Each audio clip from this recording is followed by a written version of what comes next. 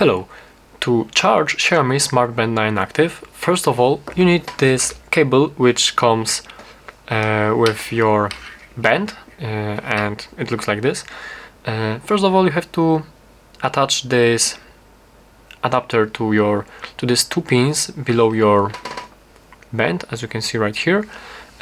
It's magnetic charger, so you have to connect it in the right orientation, as you can see, because if you put it from the different side you simply will not be able to connect it.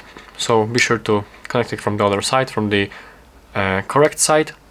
And it's disconnected, but alright. And now to connect it, to charge it, you can connect it to your phone if your phone does support the reverse charging option, and if you have the correct adapter with the USB, you can simply connect it to your phone, and as you can see it is charging right now. You can also connect it to actually anything, any source of power with this USB. You can plug it to your PC just like this. You can also plug it to actually any charger brick that you have. It doesn't have to be the original charger. For example, I have this JBL charger brick right here, and you can also connect it to this charger.